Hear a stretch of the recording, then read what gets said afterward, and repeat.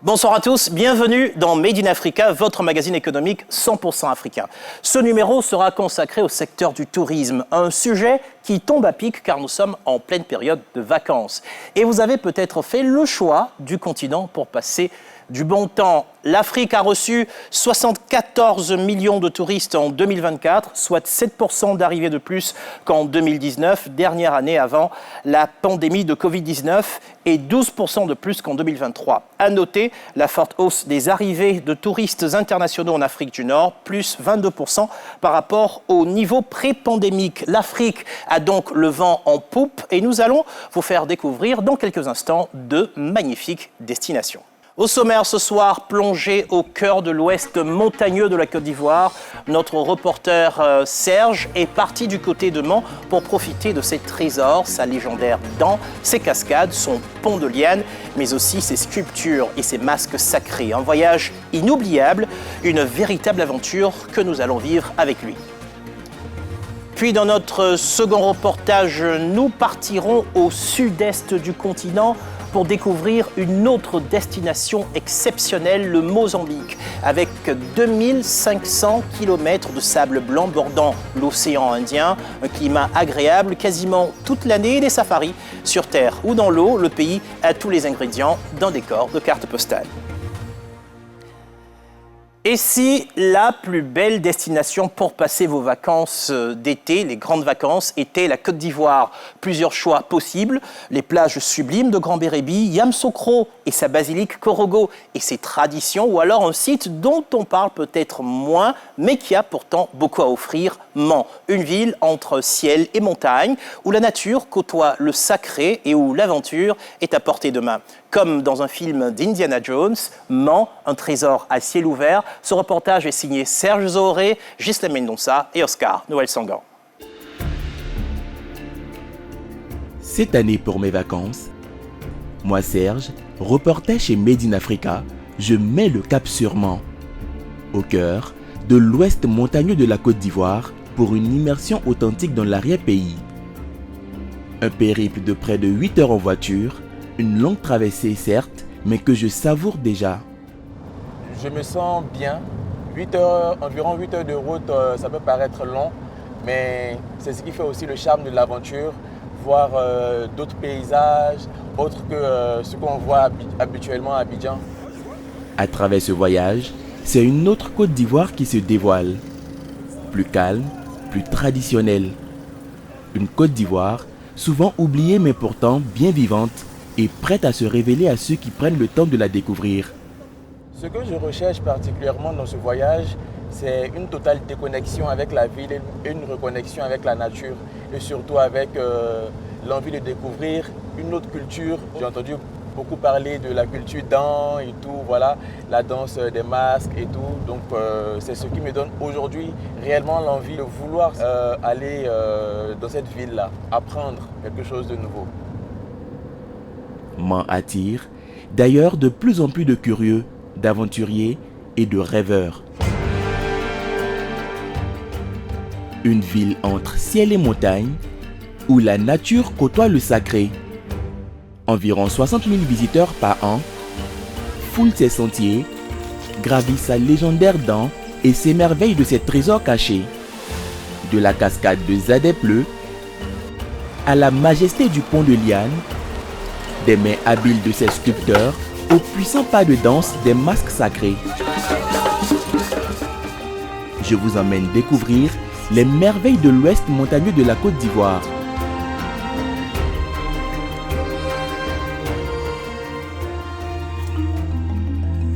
Ce matin, j'ai rendez-vous avec un sommet.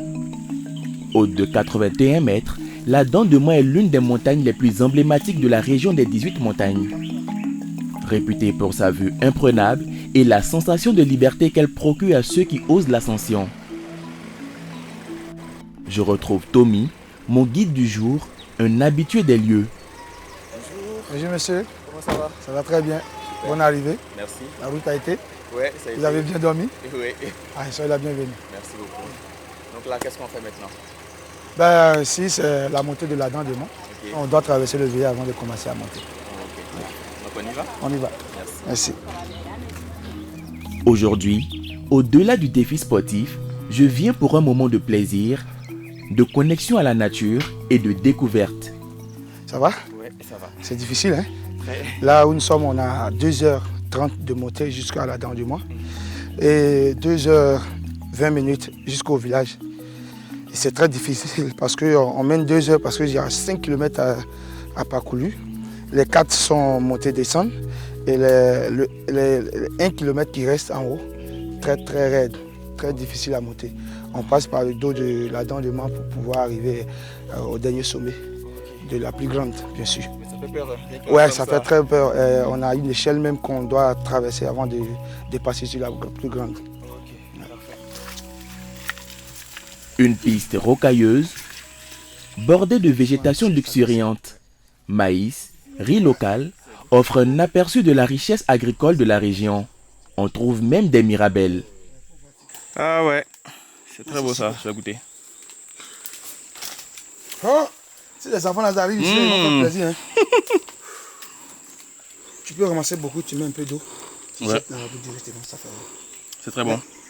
Pas à pas, nous gravissons les sentiers bordés de rochers, puis nous arrivons au pied de la dent, la dernière ligne droite. Je pense qu'on va faire une pause parce que là, je suis fatigué. On va s'asseoir un peu avant de continuer. Attention. Ah ouais. Ça c'est bon. Ouais, ça va. Ok, donc là on y va. Ouais. Ok. Attends, je porte ton sac. Allez, go. Un petit champ guerrier, 10 km à pied. Ça use, 10 km à pied. Ça use les souliers. Une courte pause, 30 minutes de marche, puis le sommet majestueux. À 81 mètres d'altitude, la vue est à couper le souffle sur la région des 18 montagnes où d'autres trésors se cachent. À quelques kilomètres du centre-ville, nichée au pied du mont Tonpi, la cascade de Mont. Haute de 75 mètres, elle fait partie des sites les plus prisés par les visiteurs.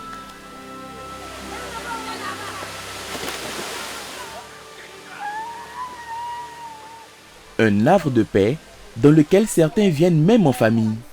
Cet après-midi, Annick et sa collègue sont venus profiter du cadre avec leurs enfants. C'est bon, vous avez aimé, c'était bon. Voilà la sortie et tout ça. Les enfants sont venus à Mont en vacances, on a profité pour venir un peu visiter les cascades naturelles de Mont. Les enfants se sont bien amusés. C'est toujours un moment de convivialité, c'est vraiment les retrouvailles et puis on essaie de déstresser un peu. Voilà, donc tout se passe bien à chaque fois que nous venons ici avec les enfants. On doit vraiment valoriser ces genres de sites pour attirer davantage de nombreuses personnes vers les sites naturels. C'est vraiment important. Pour accéder au site, chaque membre a dû s'acquitter d'un droit d'entrée de 2000 francs CFA. Au total, cette sortie familiale revient à 20 000 francs. En période de vacances, la cascade peut accueillir plus de 250 personnes par jour. Elle génère environ 15 millions de francs CFA par mois sur la période. Si la cascade est l'un des attraits les plus photographiés de Mont, elle n'est pas le seul trésor à découvrir. À plus de 80 km à l'ouest de Mont, Lieupleu. Dans ce village se trouve un pont pas comme les autres. Suspendu au-dessus du fleuve Cavali, il est fait entièrement de lianes. J'ai un rêve, le traverser. Le pont est sur le fleuve Cavali, le pont le plus long de la région, le plus célèbre, le plus connu. Et ce pont que vous voyez, on construit en une seule nuit par les initiés. C'est très mystique. On ne peut pas trop rentrer dans les détails parce qu'on ne sait pas comment on fait le pont. Nous, on se réveille très tôt le matin, on voit le pont. C'est déjà fait en une nuit. Et le pont, il est le plus long. Il fait 75 mètres de long sur le fleuve Cavali. Mais pour la traverser, on se déchausse pour la traverser. Un pont placés sous le signe de deux totems, la chaussure et le chewing-gum, tous deux devenus interdits ici. Car ils incarnent pour les initiés l'irrespect ou la rupture du lien sacré avec la nature. Il y a des personnes qui sont venues avec le guide et après avoir payé l'accès, ils viennent, ils ne savent pas qu'on doit se déchausser et ils commencent à monter les escaliers. Quand c'est comme ça, les gérants du pont, les initiés du village s'approchent, ils coupent la chaussure. Là, en voyant ce pont-là, je suis vraiment impressionné parce que je ne savais pas qu'un tel pont existait ici en Côte d'Ivoire. Je voyais d'autres à l'étranger, notamment au Ghana, où je vois qu'il y a plein de personnes qui y vont pour faire la traversée de ce type de pont-là. Mais ici, c'est vraiment impressionnant et comprendre l'histoire qui se trouve autour. Voilà, ça me donne encore l'envie de pouvoir tester cette aventure-là. Et puis, voilà quoi. Voilà.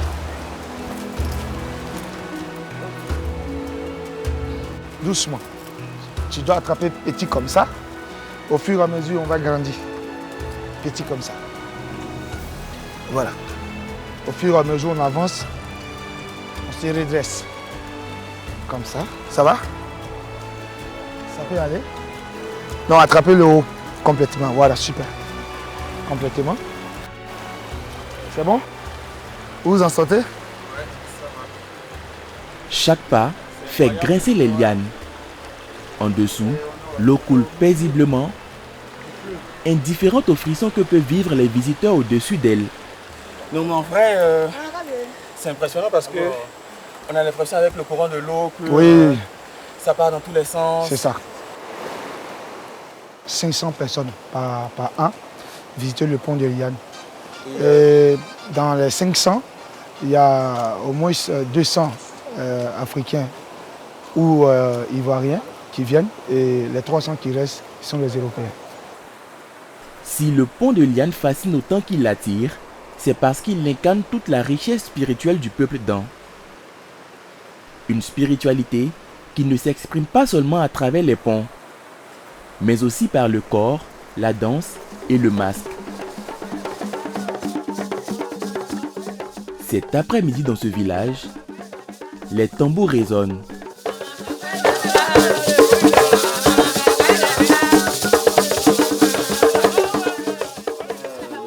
J'assiste à une cérémonie rare, la danse des masques traditionnels Dan.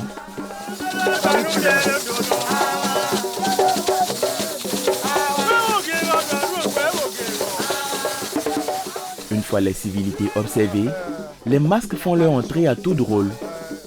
Le premier, c'est Manlo.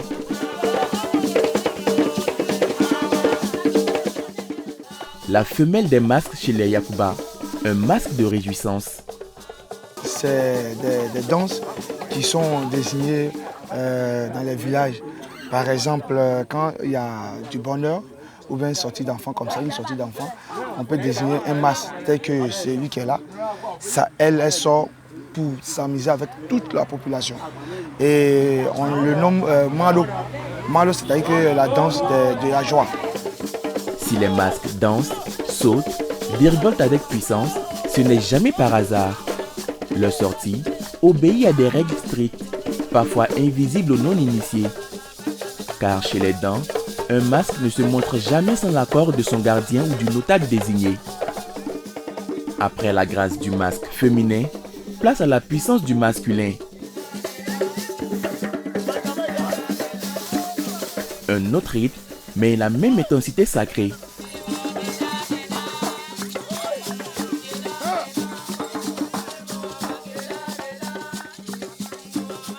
Pour permettre la sortie de ces deux masques sacrés, j'ai dû débourser 80 000 francs, le prix de l'expérience et du respect des rites.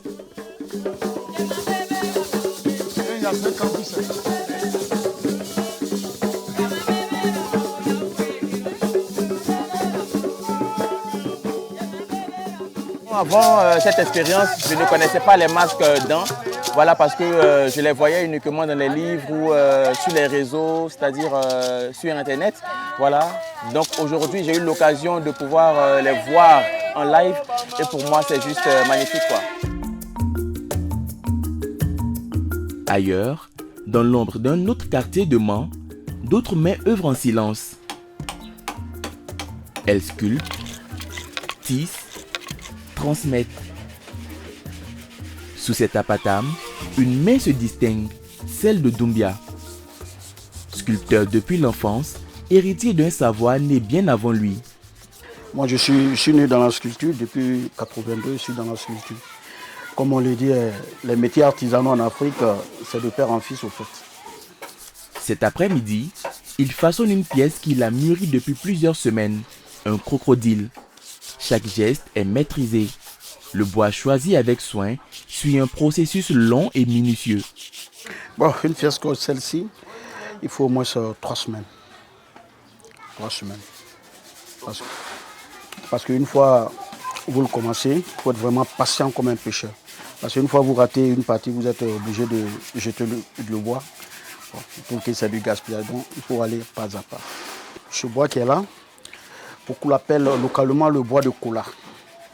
Mais quand on dit le bois de cola, pour celui qui ne connaît pas, il pense que c'est l'arbre qui produit la noix de cola, ce n'est pas le cas.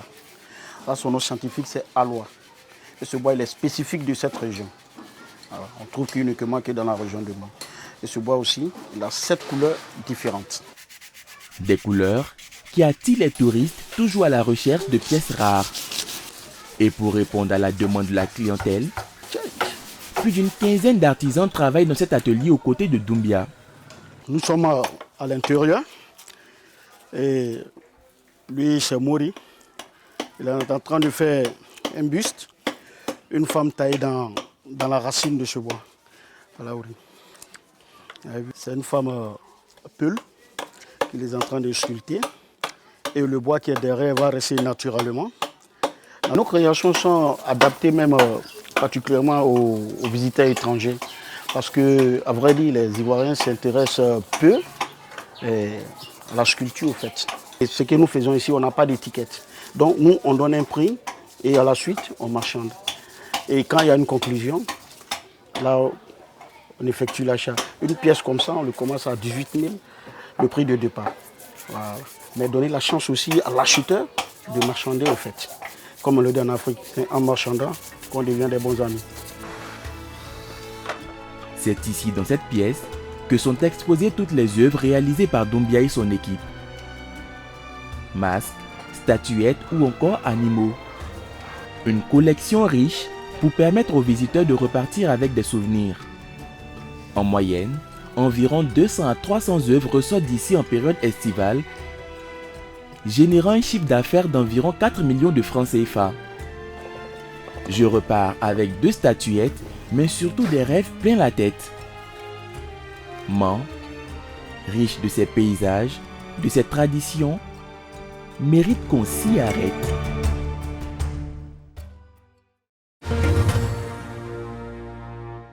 De retour sur le plateau de Made in Africa et pour débattre ce soir, j'accueille Marie-Reine Koné. Elle est PDG de Afrique Voyage et présidente de l'Association des professionnels du tourisme. Avec elle, Dr Claude Fagama, il est directeur général de l'industrie touristique et hôtelière, et Franck Edja, influenceur tourisme. Madame, messieurs, bonsoir et bienvenue dans Made in Africa. Alors, je commence par vous, Franck Edja. Vous avez déjà été sur le plateau de Made in Africa. On vous connaît sur les réseaux sociaux pour la promotion de plusieurs destinations, notamment ici même en Côte d'Ivoire. Est-ce que vous avez déjà fait du contenu sur Mans? Effectivement, je suis allé à Mans plus de 3 fois. J'ai même fait du camping au pied de la cascade et c'était une expérience incroyable, inoubliable. Qu'est-ce que vous pouvez dire sur les habitudes de voyage des Ivoiriens? Est-ce que finalement, ils vont à l'intérieur du pays? Comment est-ce que ça a évolué depuis que vous faites la promotion des destinations nationales? De plus en plus. Au départ, c'était très concentré sur Abidjan, Assimi, Yamoussoukro, qui étaient les villes vraiment qui bénéficiaient de ce flux de voyageurs. Mais de plus en plus, après la Covid, on a vu qu'il y a eu des villes qui en sont, je dirais, sorties gagnantes, comme San Pedro, grâce à la côtière, Grand Bérébi. Vous avez aussi Korogo, Mans, comme on l'a présenté ici, qui deviennent des villes touristiques qui attirent énormément la population locale. Aujourd'hui, les Ivoiriens sont à la recherche d'une expérience authentique, culturelle et mémoriale. À la recherche d'une expérience authentique, culturelle. Alors, Marie-Reine Koné, quant à vous, vous êtes à la tête d'Afrique Voyage. Est-ce que vous proposez des circuits à l'intérieur de la Côte d'Ivoire? Nous proposons bien sûr des circuits en Côte d'Ivoire, mais étant donné que nous sommes plutôt spécialisés dans le tourisme d'affaires, ce sont plutôt des circuits ou des petites excursions adaptées à des hommes d'affaires qui ont un week-end, par exemple, disponible et qui cherchent une occupation. Nous, ce que nous avons envie de faire, c'est qu'un homme d'affaires qui vient en Côte d'Ivoire, il faut lui donner un avant-goût de ce qu'est la Côte d'Ivoire pour qu'il ait envie de revenir plus tard en vacances avec sa famille. Si nous arrivons à ça, nous avons réussi. Et c'est ça notre objectif. Docteur Clos, vous êtes avec nous ici, vous représentez le ministère du Tourisme et des Loisirs. Vous avez mis en place, dans le cadre du ministère, le programme Sublime Côte d'Ivoire, qui est vraiment devenu la signature. C'est toute une stratégie que vous avez développée. Est-ce que vous pouvez, en quelques mots, nous dresser les grands objectifs de cette stratégie Sublime Côte d'Ivoire? Merci beaucoup. La stratégie Sublime Côte d'Ivoire, qui est donc la politique de développement du tourisme ivoirien, qui est donc calibrée sur une période de 7 ans. Donc la stratégie a été mise en place en 2017 et elle a pour horizon 2025 pour la première génération de la stratégie Sublime Côte d'Ivoire. Et donc elle a 3 finalités. La première finalité étant donc de développer un moteur de croissance du PIB, du produit intérieur brut, donc à travers la démultiplication des recettes fiscales. Ça, c'est la première finalité, donc c'est un but économique. La deuxième finalité, c'est de favoriser le développement territorial hors Abidjan. On a constaté que les études qui ont été menées, effectivement, ont démontré que l'activité touristique était menée à hauteur de 80% dans le district, dans le Grand Abidjan. Donc, la stratégie a défini ce statut comme étant une faiblesse. Et il fallait développer les territoires de l'intérieur du pays, développer le tourisme dans ces territoires pour que l'économie locale soit boostée. Et puis la troisième finalité, elle vise à créer un réservoir d'emploi dans le secteur du tourisme, un réservoir d'emploi direct et d'emploi indirect. Voilà un peu les 3 finalités sur lesquelles est fondée la stratégie Sublime Côte d'Ivoire. Vous dites découvrir des villes en dehors d'Abidjan. Est-ce que cette stratégie s'oriente plus vers l'attraction de touristes étrangers ou alors la motivation d'Ivoiriens, de personnes vivant en Côte d'Ivoire à découvrir d'autres villes qu'Abidjan? C'est quoi la priorité? Les 2 facettes du tourisme, c'est-à-dire le tourisme international récepteur est pris en compte dans la stratégie Sublime Côte d'Ivoire, mais aussi le développement du tourisme domestique. Parce que nous estimons que si le tourisme domestique est développé à travers des circuits bien élaborés et que les résidents pratiquent déjà ces circuits, ce serait donc la porte ouverte à chaque fois que des touristes internationaux viendront en Côte d'Ivoire. Ils ne feront qu'emprunter déjà ces circuits qui ont déjà été expérimentés. Donc les deux types de tourisme, le tourisme international récepteur ainsi que le tourisme domestique sont pris en compte dans la stratégie Sublime Côte d'Ivoire. Merci Monsieur Clos. Alors les touristes qu'on a, c'est surtout des touristes qui viennent dans le cadre des affaires, du tourisme d'affaires. Est-ce que ça a toujours été le cas, Madame Koné? Oui. Bien que moi étant dans le métier depuis très longtemps, nous avons eu un tourisme de masse avec le Club Méditerranée et la Val-Tour que nous avions. Le Club Méditerranée à Assigny a été le premier club méditerranéen ouvert à l'étranger. Et à cette époque, nous avions du tourisme de loisirs. Ça s'est arrêté il y a à peu près 25 ans. Okay. Donc, on n'est jamais, jamais encore revenu à ce type de tourisme. Nous n'avons plus ce type de tourisme. C'est un tourisme beaucoup plus rétréci. On n'a pas de tourisme de masse. Ce ne sont pas des arrivées d'avions qui amènent des touristes. Qu'est-ce qui s'est passé? Qu'est-ce qui s'est passé? C'est une bonne question. Ouais. Je ne sais pas. Je suis incapable d'expliquer pourquoi nous avons changé d'orientation. Peut-être parce que les événements politiques, le tourisme a besoin de paix. Ah oui, parce qu'après 2000, on a eu comme des zones de turbulence. Et justement, on ne veut plus de zones de turbulence. On aimerait une stabilité totale en permanence. C'est quoi, selon vous, les priorités, votre lecture en tant qu'acteur privé, mise en œuvre par rapport au tourisme et aux loisirs? Votre commentaire sur ça?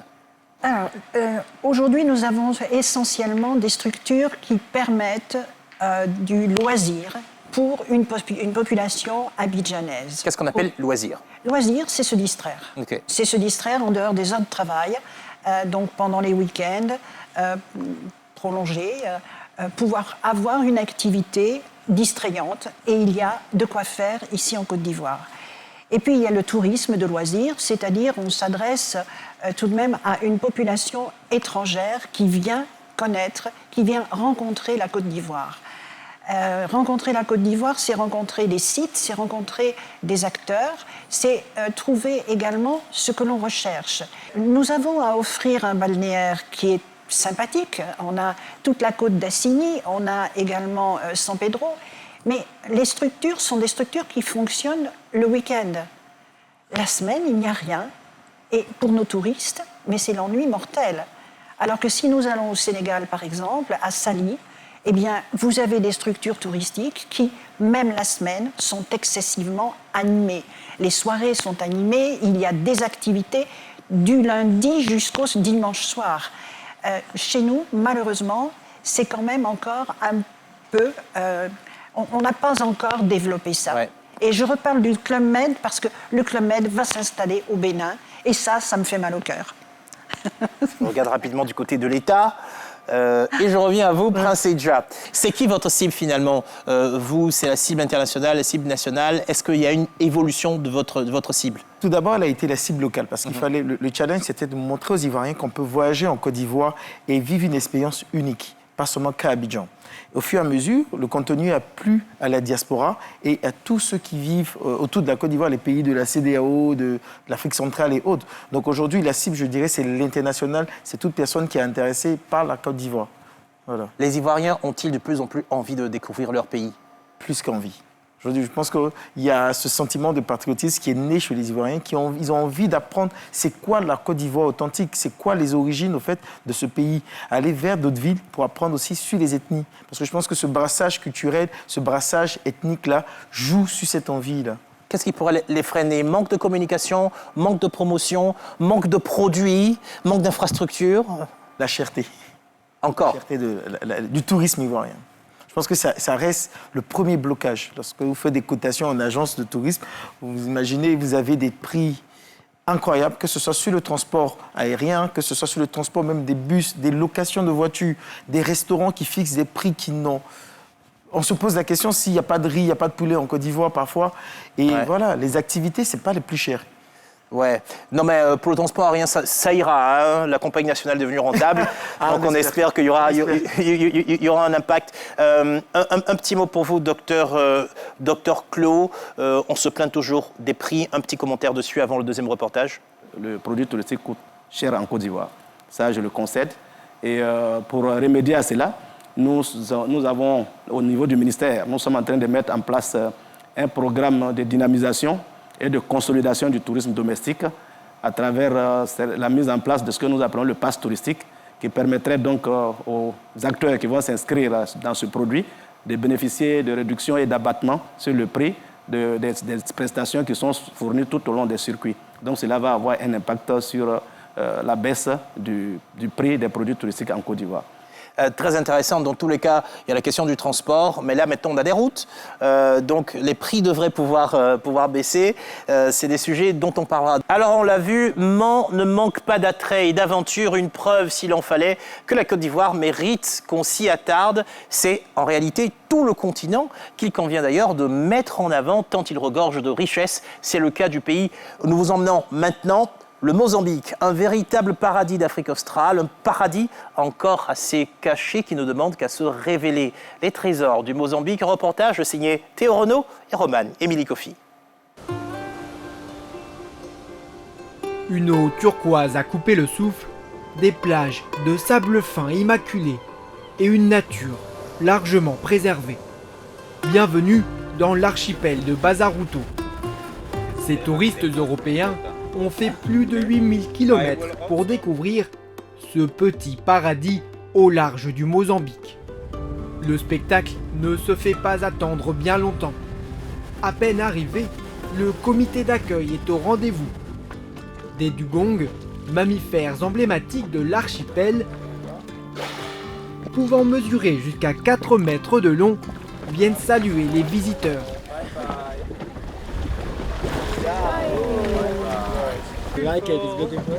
Oh, c'est magnifique.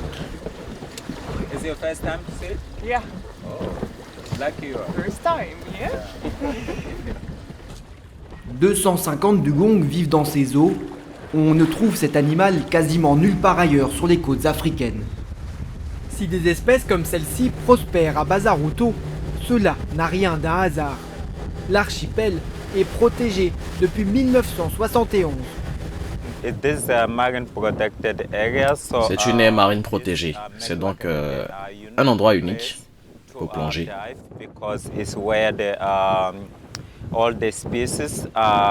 Car toutes les espèces sont bien conservées.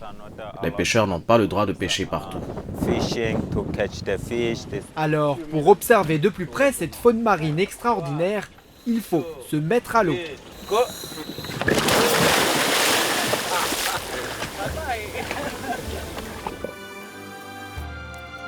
Une heure à flotter dans l'un des écosystèmes les mieux préservés du monde.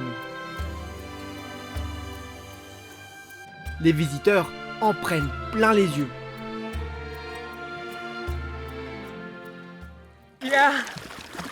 Des tortues. On a vu des requins, ça fait un peu peur. La beauté de Bazaruto s'observe aussi depuis son plus haut point. Une petite ascension largement récompensée. L'océan est d'un bleu splendide, le sable blanc. Et l'île est incroyablement verte. Mais cet Éden n'est pas fait pour tous les portefeuilles. Pour y passer la nuit, il faut compter 10 000 $ dans les hôtels les plus luxueux. Suite avec vue, mobilier et design, piscine privée à même la plage. Des établissements qui ne sont qu'une facette d'un pays au potentiel touristique encore largement sous-exploité. C'est une destination peu connue du grand public, le Mozambique. Avec plus de 2500 km de sable blanc bordant l'océan Indien, un climat agréable quasiment toute l'année et des safaris sur terre ou dans l'eau.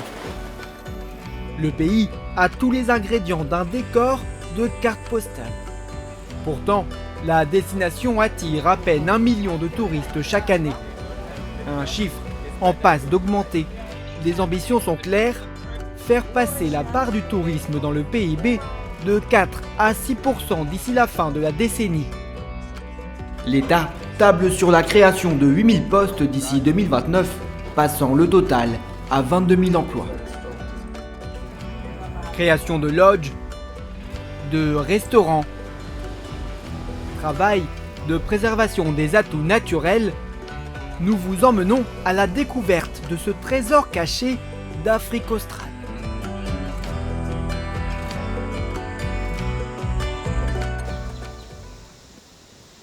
À moins de 2 heures de la capitale, le parc national de Maputo. Il figure parmi les attractions phares du pays et offre un spectacle rare. On peut y observer les plus grands mammifères marins, mais aussi terrestres. Aujourd'hui, plus de 400 éléphants se promènent dans la région, côtoyant girafes et zèbres. Pourtant, il y a encore quelques années, tout restait encore à faire. Une guerre civile a frappé le pays pendant 16 ans. Beaucoup d'animaux ont été tués ou ont fui durant cette période. Cela a eu un lourd impact sur toutes ces espèces. Buffles, antilopes, élans, impala, nyala, waterbuck. Le parc a dû réintroduire ces espèces. On a mis beaucoup de ressources, des rangers notamment. Cette protection a permis de voir le nombre de ces animaux réintroduits fortement augmenter. 15 ans après le début de ces réintroductions, le parc de 170 000 hectares compte plus de 13 000 animaux. Pour le directeur du parc, c'est une réussite pour l'écologie, mais aussi pour le tourisme, car ce parc attire aujourd'hui de nombreux visiteurs. La première intention a toujours été de rétablir la balance écologique, mais l'impact pour le parc est également de pouvoir proposer un produit que les touristes veulent visiter. Comme le dit un vieux dicton en Afrique, quand ça paie, ça reste. Une journée de safari est facturée au moins 150 000 francs. Le parc accueille entre 800 et 2000 visiteurs chaque mois. Une affluence encore loin des grands parcs des pays voisins qui peuvent en accueillir 100 fois plus. Mais avec une croissance des visites d'en moyenne 20% chaque année, les gérants du parc pensent atteindre prochainement l'équilibre financier. Pour faire tourner le parc, les rangers veillent sur les habitants des lieux grâce notamment à des colliers GPS. Là, ce sont des éléphants. Là, c'est un autre éléphant avec un collier.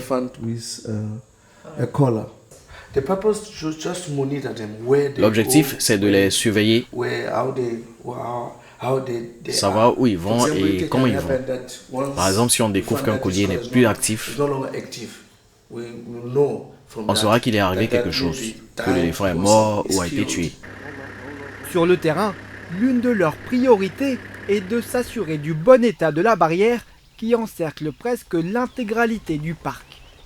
L'équipe s'arrête à la moindre anomalie.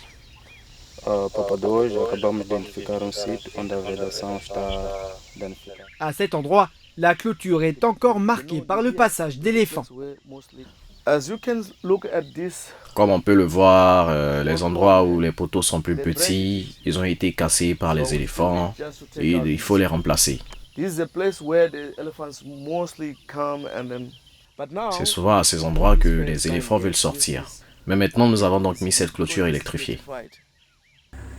Cet environnement luxuriant est l'une des richesses mozambicaines. Les acteurs de tourisme l'ont bien compris et misent de plus en plus sur cet atout. Une nature préservée, synonyme d'opportunité. Entre les palmiers et les dunes, cet écologe a été construit en harmonie avec son environnement jusqu'aux matériaux utilisés pour sa construction. Voilà une chambre déjà préparée. Le toit est fait de makuti. Le makuti est fait à partir des feuilles de palmier. C'est fabriqué par des locaux. Il faut débourser au moins 110 000 francs pour une nuit dans cet écrin de calme. C'est toujours calme. Les visiteurs, nos clients aiment généralement cet endroit car c'est très calme. Les visiteurs viennent surtout pendant les vacances en hiver.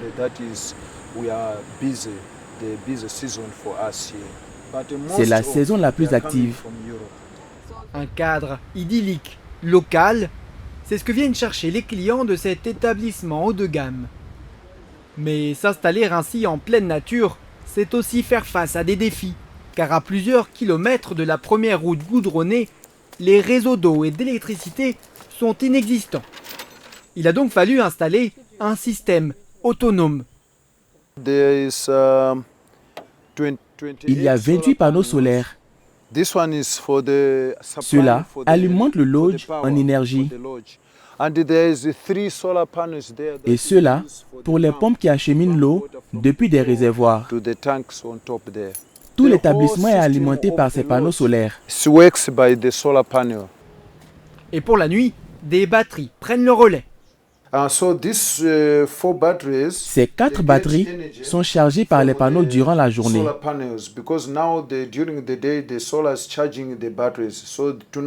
Donc la nuit, on utilisera l'énergie de ces batteries. Montant total de l'investissement pour construire ce lodge, plus de 300 millions de francs CFA. Les deux couples, à l'origine du projet, vivent entre l'Afrique du Sud et le Mozambique. Alors, quand elle n'est pas sur place, Angela Naumann s'entretient avec les équipes du lodge par visioconférence. Est-ce que tout va bien? Les clients suisses sont satisfaits? Oui, ils profitent de leur moment. Vous les avez amenés à Tofo hier? Oui, ils ont fait un tour en bateau et ils ont vu un requin-baleine. Ils ont eu de la chance. Fantastique. Pour se lancer dans un tel projet, au milieu d'une nature complètement vierge, il a fallu compter sur l'appui des populations locales. Angela et ses partenaires ont formé et recruté une quinzaine de personnes des villages avoisinants. Selon elle, pas de doute, le pays va devenir une destination de premier plan.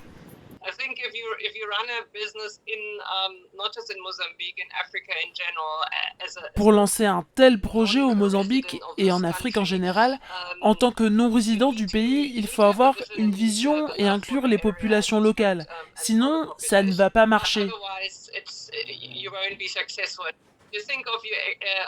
Et concernant l'aspect écologique, il suffit d'y passer quelques jours pour se dire qu'on ne voudrait pas y construire des pylônes en béton, simplement car ça ne s'intégrerait pas au paysage.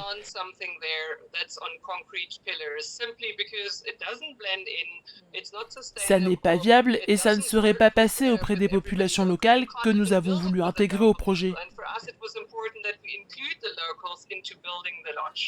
Ce potentiel touristique du Mozambique, ils sont nombreux à y croire. À 100 km plus au sud, sur la plage de Barra, dans la province d'Inhambane, ce couple de Français a choisi de s'installer ici et de monter un restaurant il y a plus de 10 ans. Là encore, tout est local. Les produits de la mer arrivent à même la plage par la porte de service. Bonjour, montrez-moi ce que vous avez. Apportez-moi une bassine, on va les peser. Ça fait 2 kilos, il n'y en a pas beaucoup. Demain, il en faut plus. Ok ? Des plats signature avec des produits frais vendus en moyenne entre 15 000 et 20 000 francs. On ne travaille qu'avec des pêcheurs locaux. Là, il y a un petit bateau derrière, c'est juste, c'est notre bateau, on a un moteur. Et en fait, dès qu'on a besoin de poissons, ils prennent notre bateau, notre moteur, ils vont pêcher et on leur paye le poisson. Pour avoir toujours du poisson et du poisson frais. On a un jardinier qui nous fait aussi nos légumes. Et, on veut que des produits locaux, on ne veut pas être dépendant des importations. En terrasse, touristes et habitués semblent conquis. Pour moi, Green Turtle est le meilleur restaurant au Mozambique. L'emplacement directement sur la plage et les fruits de mer sont très frais. Une expérience qualitative, pas encore la norme dans le pays. Loin de regretter son voyage, il reste encore beaucoup à faire selon ce client. Il n'y a pas grand-chose de fait pour promouvoir le Mozambique. C'est une très bonne destination. La plupart des personnes qui y passent en tombent amoureux et finissent par revenir, explorer d'autres coins du pays. Mais ce n'est pas facile de se déplacer en voiture. Et les billets de vol intérieurs ne sont pas donnés. Je pense qu'il pourrait définitivement y avoir plus de choses de faites pour attirer davantage de touristes au Mozambique. Sur la table d'à côté, cet habitué installé dans le pays est quant à lui optimiste sur la croissance du tourisme. Quand je vois le développement de la côte et tout l'argent qui est investi, ça va devenir un paradis. On doit juste le garder un peu pour nous, parce que si tout le monde débarque ici, ça sera plus pareil. Mais quand je vois ce qu'ils font à Barra, Tofo, c'est incroyable. Au-delà des investissements, les autorités mozambicaines cherchent aussi à faciliter l'entrée sur le territoire. Un peu plus de 10% des touristes proviennent de pays situés hors du continent africain. Pour stimuler cette dynamique, le Mozambique a supprimé l'obligation de visa pour les ressortissants de 20 pays comme les États-Unis, le Canada, la France ou encore le Japon. Une décision qui s'ancre dans l'objectif de devenir une destination de premier plan sur le continent.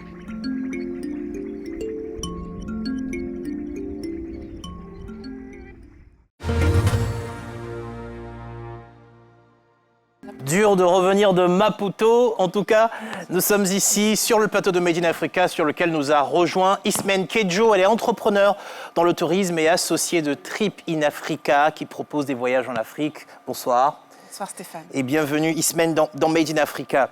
Alors, nous avons des plages ici en Côte d'Ivoire.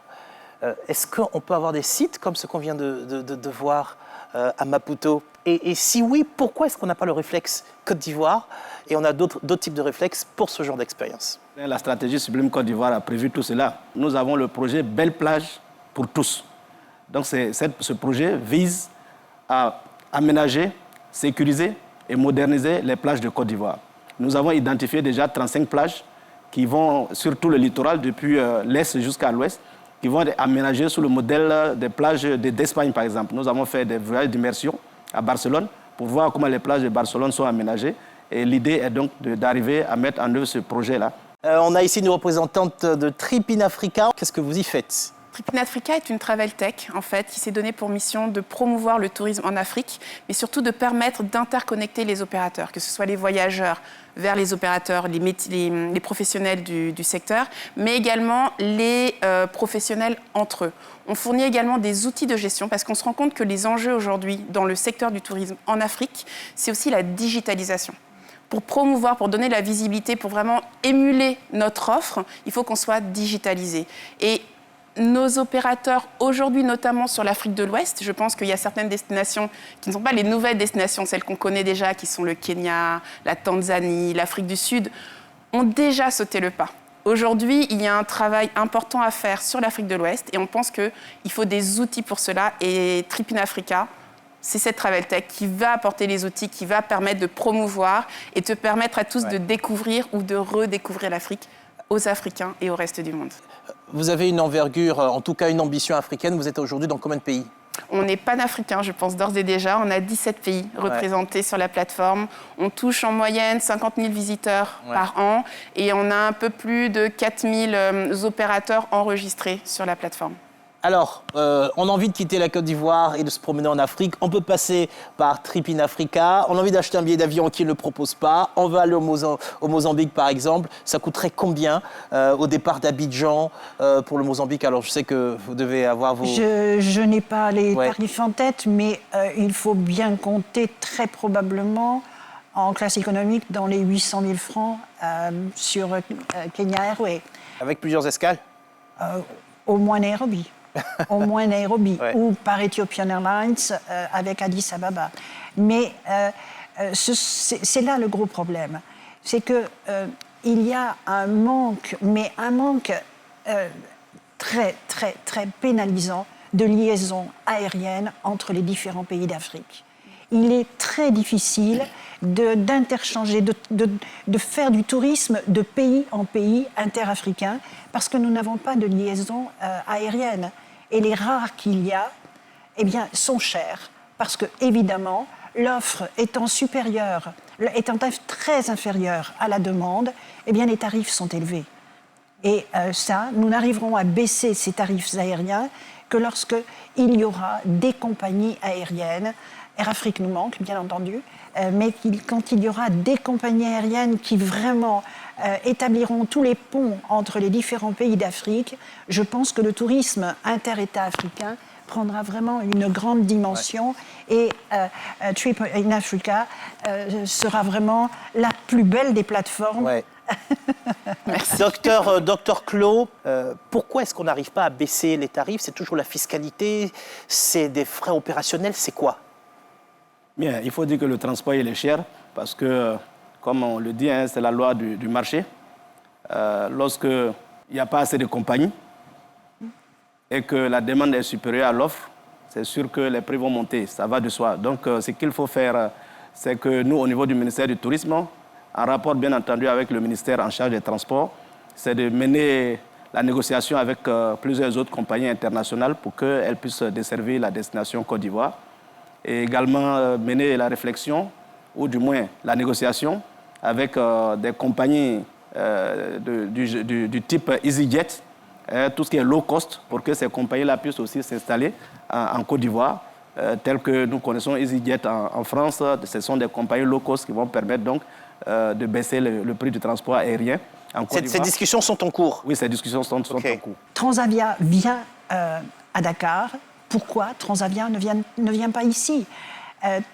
Pourquoi? Parce que le tourisme au Sénégal est un tourisme qui vise le tourisme de masse. Et les charters, les low cost, ne viennent que lorsqu'il y a du tourisme de masse. Ouais, il faut un marché. Voilà, il y a un marché. Et nous ne l'avons pas, ce marché. La cause de ce problème, c'est quoi? C'est le tourisme de masse. Il n'y a pas de tourisme de masse en Côte d'Ivoire parce que la Côte d'Ivoire n'est pas inscrite dans les catalogues des prescripteurs de voyage en Europe. C'est-à-dire les tours opérateurs. Cela même a motivé un voyage du ministère du Tourisme il y a à peine un mois de cela pour aller rencontrer, n'est-ce pas, une association de prescripteurs de voyage en France et en même temps que c'est un réseau européen pour que dans les principaux pays, la Côte d'Ivoire puisse être inscrite dans les catalogues de ces prescripteurs de voyage, de ces tours opérateurs. Ispen Kedjo, est-ce qu'on peut envisager aujourd'hui des tours d'Afrique? On achète une seule offre et on va dans plusieurs pays en même temps. Est-ce qu'il y a des offres comme ça qui sont structurées par des agences qui se mettent ensemble? Qu'est-ce que vous en dites? Déjà, je vous remercie pour cette question, parce qu'elle touche vraiment pile poil la problématique qu'on rencontre aujourd'hui. On se rend compte quand même qu'il y a une accélération du tourisme interafricain, malgré les difficultés évoquées tout à l'heure liées aux billets d'avion. Mais il y a une autre difficulté dont on ne se rend pas compte, c'est la capacité aujourd'hui à un opérateur sénégalais d'avoir un client qui, lui, veut faire Abidjan, Accra, Lomé et Cotonou, de pouvoir organiser ce circuit-là. Et ces personnes-là n'arrivent pas à se rencontrer, elles n'arrivent pas à se connaître, à s'identifier. Donc oui, c'est possible. Nous, on y travaille en leur permettant, du coup, à travers cette marketplace professionnelle, de pouvoir reconstruire des circuits au-delà de leur seul territoire et donc d'avoir une offre finalement qui est panafricaine avec des tarifs préférentiels pour les professionnels. On l'a évoqué également tout à l'heure, la difficulté d'arriver à négocier des tarifs avec un opérateur parce que souvent on n'a pas la masse critique qui le justifie. Mais dès le moment où on rentre dans un réseau de partenaires qui est celui de Trip in Africa, on bénéficie d'office de tarifs qui nous permettent d'offrir à notre clientèle des circuits sur l'ensemble du continent et notamment vers les nouvelles destinations dont on parlait tout à l'heure. De Abidjan, on peut proposer un circuit au Mozambique, on peut proposer un circuit en Ouganda, au Rwanda, toutes ces nouvelles destinations qui deviennent accessibles en un clic. Merci pour tout, merci d'avoir été avec nous. Merci également aux fidèles téléspectateurs de Made in Africa d'avoir suivi ce numéro. Quant à moi, je vous donne rendez-vous dans 15 jours pour un nouveau numéro de Made in Africa. Vous pouvez bien sûr retrouver cette émission sur notre site internet, c'est www.rti.ci ou sur l'application RTI Mobile. Vous pouvez aussi suivre nos activités sur les réseaux sociaux, Made in Africa pour Facebook, Made in Africa TV pour Instagram et Twitter. Merci à tous ceux qui m'ont aidé à préparer cette émission, aux équipes de production d'Éléphant Africa. Merci aux équipes de la RTI pour la réalisation. N'oubliez pas, la Côte d'Ivoire est belle, l'Afrique est belle. Développons ensemble le tourisme sur notre continent. Excellente suite de programmes sur RTI1.